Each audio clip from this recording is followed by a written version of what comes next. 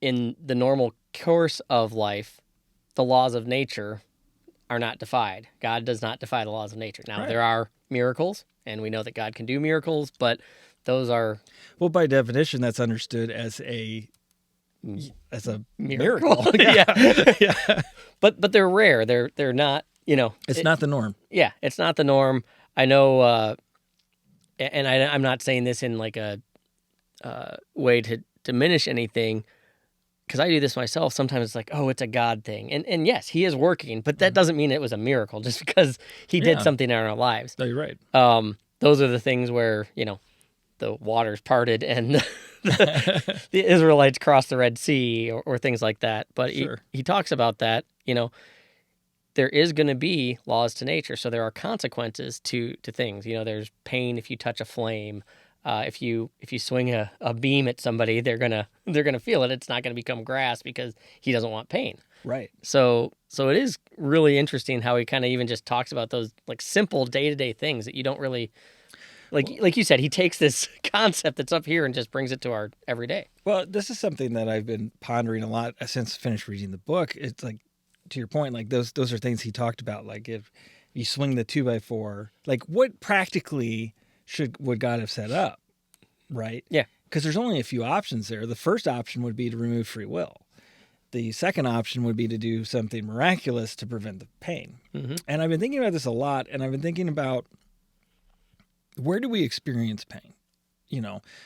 First of all, there's the physical pain, right? Mm-hmm. And I think that's something that, like, again, that's kind of laws of nature, right? If you fall out of a window, you're probably going to hurt yourself, right? Yeah. So it requires the miraculous to prevent that. But then you don't if, say, we take away your free will, you can't necessarily climb that tree and then fall out of said tree, right? Mm-hmm. And any child who's climbed a tree knows the joy that's experienced in doing that, right? Mm-hmm. So when we think about then like mental anguish and like a broken heart, how does God prevent you from having a broken heart? Does he prevent you from the ability to love? Mm. Because a lot of times pain is the loss of something good. Yeah. Right?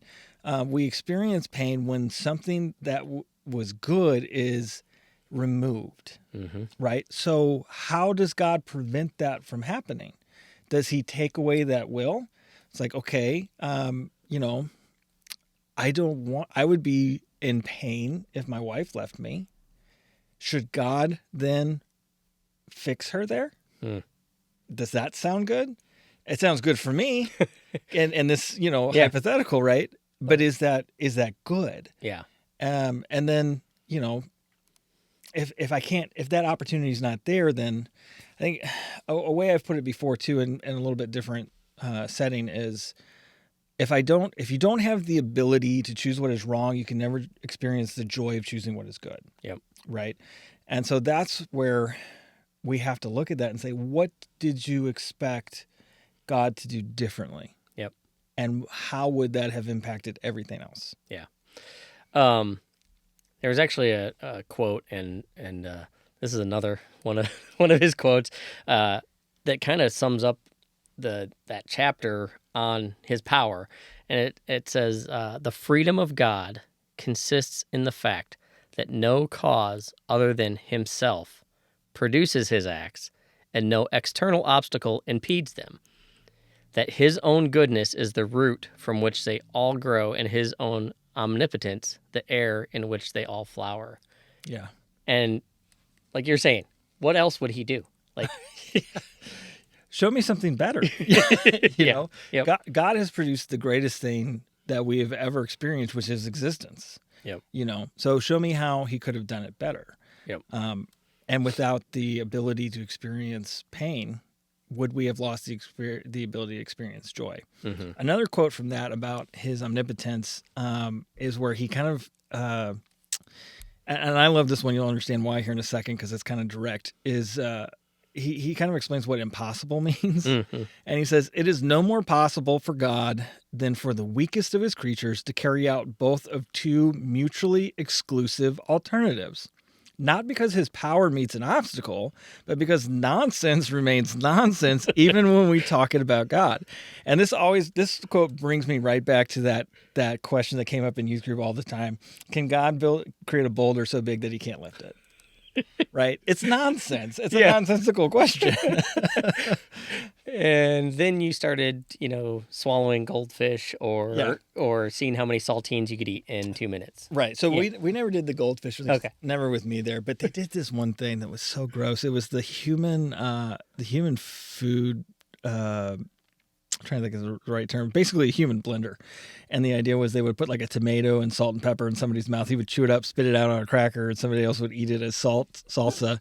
And thank God I never participated in that. I was like, why are we doing this? I actually have a story from youth camp, probably when I was 15, 14, and trying to fit in and be cool. And they kept a gallon jug of my aunt was the cook at the camp, and she kept a scoop of every piece of every meal all week long and then blended it together. So we're talking lasagna, we're talking hamburgers, we're talking oh my gosh, cheesecake, anything that they made. And I went up and I took a big bite of it. Anyway, okay, yeah. We'll have to do an episode someday on all the crazy things we did in youth groups. Yeah. Yeah. So anyway, again, God can't do something that's counterintuitive to what he's already done. Yep.